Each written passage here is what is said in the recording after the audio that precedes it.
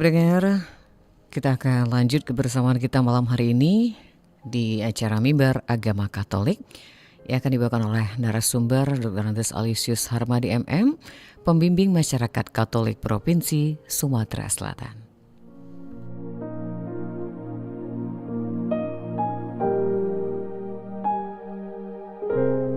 Shalom saudara-saudari yang terkasih di dalam Tuhan kita Yesus Kristus. Senang sekali dapat kembali memancarluaskan mimbar agama Katolik melalui Pro 1 RRI Palembang. Semoga saudara-saudari dimanapun Anda berada, dimanapun Anda mendengarkan mimbar agama Katolik ini senantiasa dalam berkat dan rahmat Tuhan. Kali ini kita akan mengangkat satu topik, yaitu Tuhan Yesus menyembuhkan seorang anak yang sakit ayan. Hal tersebut terdapat di dalam Injil Matius bab 17 ayat 14 sampai dengan ayat 20. Mari kita simak dengan seksama sebagai berikut. Ketika Yesus dan murid-muridnya kembali kepada orang banyak itu, datanglah seorang mendapatkan Yesus dan menyembah. Katanya, "Tuhan, kasihanilah anakku. Ia sakit ayan dan sangat menderita. Ia sering jatuh ke dalam api dan juga sering ke dalam air. Aku sudah membawanya kepada murid-murid-Mu, tetapi mereka tidak dapat menyembuhkannya." Maka kata Yesus, "Hai kamu angkatan yang tidak percaya dan yang sesat, berapa lama lagi aku harus tinggal di antara kamu? Berapa lama lagi aku harus sabar terhadap kamu? Bawalah anak itu kemari." Dengan keras Yesus menegur dia, lalu keluarlah setan itu daripadanya, dan anak itu pun sembuh seketika itu juga. Kemudian murid-murid Yesus datang, dan ketika mereka sendirian dengan dia, bertanyalah mereka, "Mengapa kami tidak dapat mengusir setan itu?" Ia berkata kepada mereka, "Karena kamu kurang percaya. Sebab aku berkata kepadamu, sesungguhnya sekiranya kamu mempunyai iman sebesar biji sesawi saja, kamu dapat berkata kepada gunung ini, 'Pindah dari tempat ini ke sana,' maka gunung ini akan pindah, dan tak akan ada yang mustahil bagimu." Demikianlah firman Tuhan. Terpujilah Kristus. Saudara-saudariku yang terkasih di dalam Tuhan, Injil Matius bab 17 ayat 14 sampai 20 sesungguhnya menyoroti kuasa iman dalam menghadapi kesulitan, khususnya dalam hal mengusir roh jahat dan mengatasi tantangan hidup. Saya dan Anda terhitung sebagai orang-orang yang beriman, orang-orang yang mempunyai kepercayaan kepada Tuhan. Tetapi apakah iman yang kita miliki, apakah iman yang ada dalam diri kita sungguh-sungguh efektif mampu menghadapi kesulitan, mengusir roh jahat, dan mengatasi tantangan hidup? Tuhan Yesus menegur ketidakpercayaan para murid dan menekankan bahwa iman sekecil biji sesawi pun dapat memindahkan gunung. Saudara-saudariku yang terkasih, kadang ayat ini dipahami sebagai sesuatu perumpamaan, yaitu iman sekecil biji sawi mampu dapat memindahkan gunung, yaitu perkara yang besar, perkara yang menurut perhitungan manusia mustahil.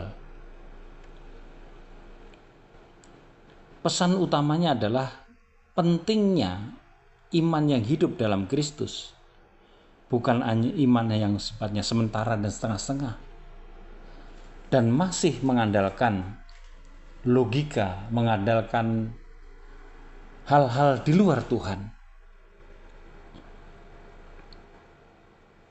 Pertanyaan-pertanyaan yang disampaikan oleh para murid karena tidak berhasil mengusir roh jahat dari anak yang sakit ayan tadi, kiranya juga menjadi pertanyaan-pertanyaan reflektif bagi kita sekarang ini. Dalam berbagai perikop, sebenarnya Tuhan Yesus sudah banyak sekali menyembuhkan orang dari berbagai macam penyakit. Pada perikop kali ini, ada seorang yang anaknya sakit ayan, tapi ternyata sesungguhnya adalah kerasukan roh jahat. Maka anak itu ketika kumat ayannya sering menjatuhkan diri ke api, tapi juga sering ke air. Itu sangat berbahaya, bisa mematikan. Nah, anak yang sakit ini sebenarnya sudah ditangani, sudah ditolong, sudah didoakan, sudah dicoba disembuhkan oleh murid-murid Yesus. Tapi tidak berhasil, mereka gagal. Makanya orang itu langsung membawa kepada Yesus. Karena peristiwa ini, murid-murid Tuhan dikatakan, "Hai kamu angkatan yang tidak percaya dan yang sesat, berapa lama lagi aku harus tinggal di antara kamu? Berapa lama lagi aku harus sabar terhadap kamu?" Anda dan saya mungkin juga bertanya, apakah kita mampu menyembuhkan orang yang sakit? Jangankan memindahkan gunung. Kadang ini menjadi satu keraguan tersendiri dalam menghayati iman. Tapi keraguan itu justru menjadikan iman kita semakin lemah. Ayat 14-16 mengisahkan seorang ayah yang membawa anaknya yang sakit ayan kepada Yesus karena muridnya Yesus tidak mampu menyembuhkannya. Yesus kemudian menyembuhkan anak itu, dan dalam percakapan selanjutnya ia menegur ketidakpercayaan murid-muridnya itu. Jadi persoalan di sini adalah soal iman, soal kepercayaan.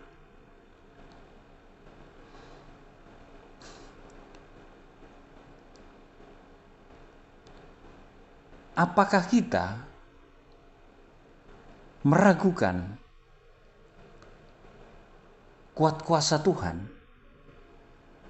Tuhan Yesus sendiri menjelaskan bahwa kegagalan para murid disebabkan oleh karena kurangnya iman.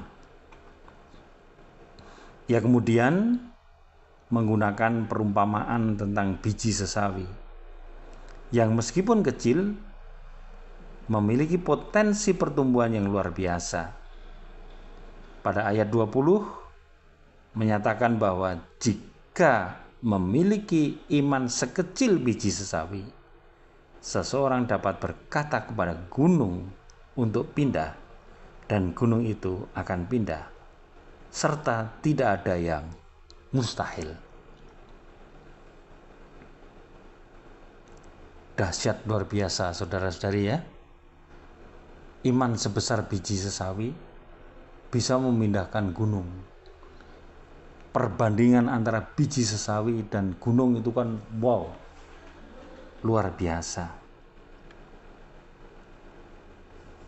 Perkataan memindahkan gunung seringkali dipahami bukan sebagai perintah literal untuk memindahkan gunung secara fisik.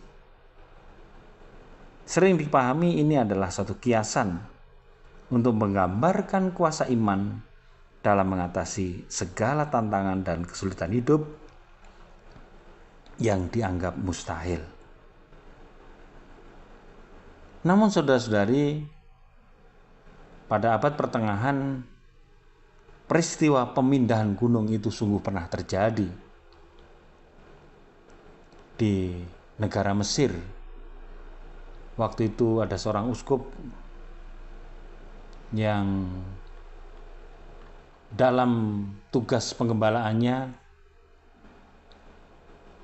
diajak berdebat, dan sampailah pada salah satu ayat yang seperti ini untuk membuktikan bahwa uskup tersebut mampu memindahkan gunung.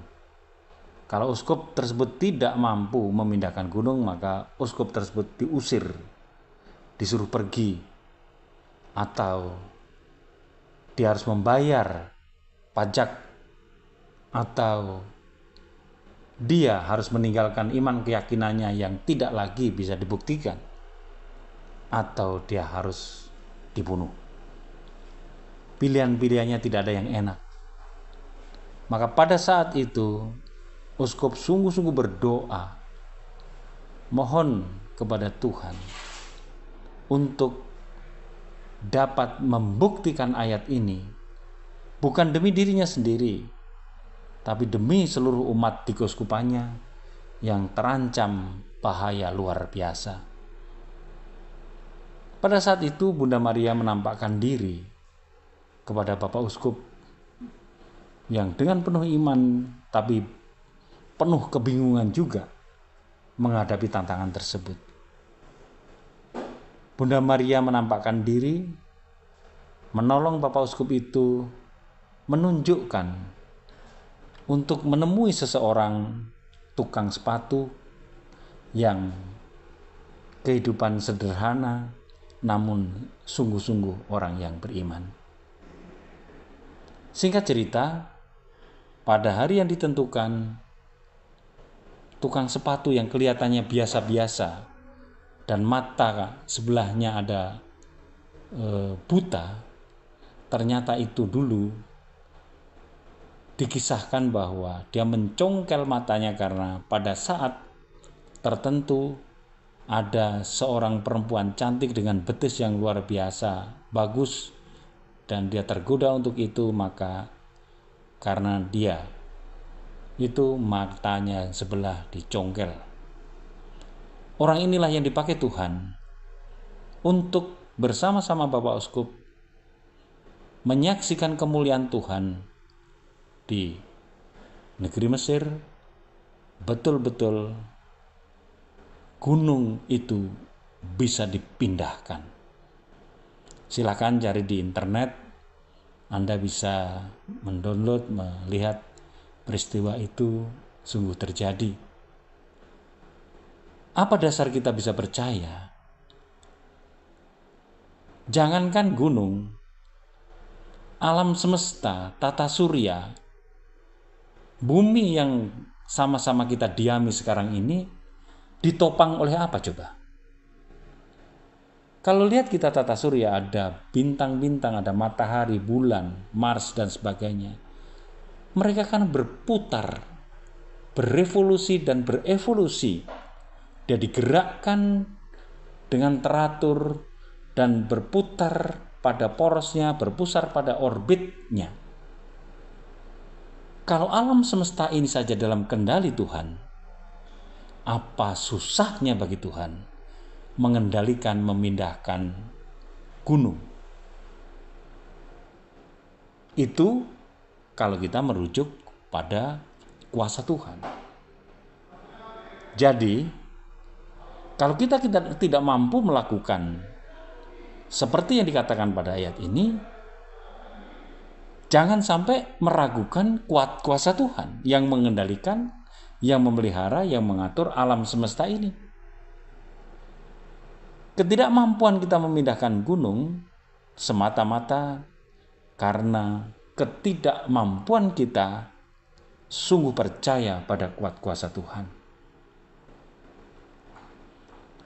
Oleh karena itu, saudara-saudari yang terkasih, pada mimbar agama Katolik yang berkesempatan sangat baik ini, percayakanlah segala perkara kepada Tuhan, termasuk perkara-perkara yang mustahil sekalipun.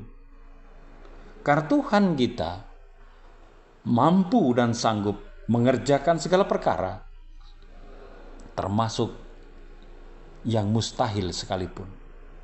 Karena bagi manusia yang sungguh beriman kepada Tuhan, Tuhan di dalamnya tidak ada yang mustahil, karena kuat kuasa Tuhan senantiasa luar biasa dapat menyelesaikan segala tantangan, segala persoalan hidup. Tuhan Yesus juga menyebutkan bahwa ada jenis setan tertentu yang hanya bisa diusir dengan doa dan berpuasa. Ini menunjukkan bahwa iman perlu didukung oleh tindakan nyata seperti doa dan penyangkalan diri serta berpuasa. Maka saudara-saudariku, saya mengingatkan diri saya sendiri dan kita semua yang mendengarkan mimbar agama Katolik pada kesempatan yang sangat baik ini, untuk meningkatkan kekuatan iman kita dengan lebih percaya sungguh-sungguh kepada Tuhan, bahwa Tuhan pasti sanggup melakukan segala perkara yang baik dan benar. Disinilah letaknya. Jadi, apapun persoalan Anda, apapun persoalan kita, mari kita datang kepada Tuhan untuk mohon kuat kuasa-Nya, sehingga kita boleh menyaksikan, boleh mengalami kuasa Tuhan secara nyata. Namun jangan sampai kita jatuh dalam mencobai Tuhan. Itu dosa, itu tidak boleh. Saudara-saudariku yang terkasih, ayat-ayat ini mengajarkan bahwa iman yang hidup dalam Kristus adalah kunci untuk mengatasi segala tantangan dan meraih kemenangan dalam hidup. Iman yang benar bukannya sekedar keyakinan, tapi juga tindakan nyata yang didorong oleh kasih dan ketaatan kepada Tuhan. Maka saudara-saudariku, kita orang beragama harus menjadi orang yang beriman. Dan iman yang hidup adalah iman yang efektif, iman yang sungguh-sungguh berdaya guna, berdaya manfaat untuk kebaikan dan kebenaran. Bukan hanya diri sendiri, bukan hanya bagi orang Katolik, tapi bagi seluruh ciptaan. Saudara-saudariku yang terkasih, dimanapun Anda berada, ketika kita menghadapi masalah yang tampak mustahil, ingatlah mimbar agama Katolik ini. Ingatlah bahwa iman kepada Tuhan Yesus Kristus dapat memberikan kekuatan untuk menghadapinya, untuk membereskannya, untuk menyelesaikannya. Doa dan puasa dapat memperkuat iman dan mendekatkan diri kepada Tuhan, sehingga lebih mampu, lebih diberi kuasa mengatasi godaan dan tantangan. Sangat bagus sekali ketika kita sungguh-sungguh dalam persoalan yang tampaknya mustahil.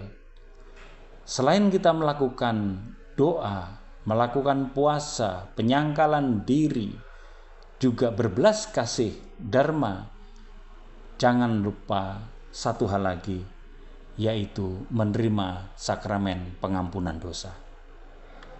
Ketika kita bersih dari segala dosa, ketika kita sungguh puasa, ketika kita sungguh menjalankan semua kebaikan dan kebenaran Tuhan, maka yang bertahta, kuat kuasa yang ada dalam diri kita bukan lagi diri kita sendiri. Maka persoalan-persoalan yang nampaknya mustahil itu dapat kita selesaikan bersama dengan Tuhan ketika kita sungguh menjadi beriman yang tangguh, beriman yang militan, beriman yang kuat dan punya kuasa. Melalui iman, kita dapat menjadi saksi kuasa Allah dalam hidup kita dan membagikannya kepada orang lain. Jangan sampai karena kita menghadapi persoalan justru kita lari dari iman. Justru kita malah menghujat Tuhan atau malah kita kehilangan kepercayaan. Itu akan merugikan diri sendiri dan juga banyak hal yang akhirnya tidak terselesaikan. Saudara-saudariku yang terkasih, pada kesempatan yang sangat baik ini kita mendapatkan inspirasi dari Santo Oswaldus, seorang martir. Beliau adalah putra Raja Northumbria. Ini mengungsi ke biara Hai setelah ayahnya gugur dalam suatu pemberontakan. Beliau dibaptis dan beberapa waktu kemudian berhasil merebut kembali kerajaan, bahkan memperluasnya. Dengan bantuan Santo Aidan, ia mengkristenkan rakyatnya. Oswaldus gugur dalam suatu serangan dari seorang raja kafir. Santo Oswin menggantikannya sebagai raja dan misionaris. Akan tetapi, ia pun kemudian dibunuh oleh Raja Oswai. Ini, saudara-saudari, salah satu pemangku iman yang dapat menjadi inspirasi pada hari Sabtu 9 Agustus 2025. Kiranya iman, harapan, dan kasih kita bertumbuh dengan seiring waktu, supaya dengan itu hari-hari kita semakin hari semakin dikuatkan dan iman kita menyejahterakan lahir batin kita. Tuhan memberkati. Mari kita bersatu dalam doa dan kita mendapatkan kasih karunia Tuhan dan iman yang tangguh, kokoh, kuat, sentosa. Amin. Dalam nama Bapa dan Putra dan Roh Kudus. Amin.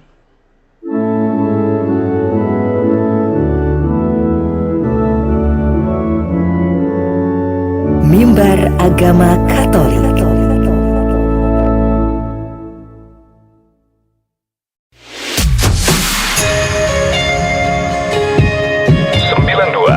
FM Pro 1 RRI Palembang, FM 92,4 MHz, kanal informasi dan inspirasi.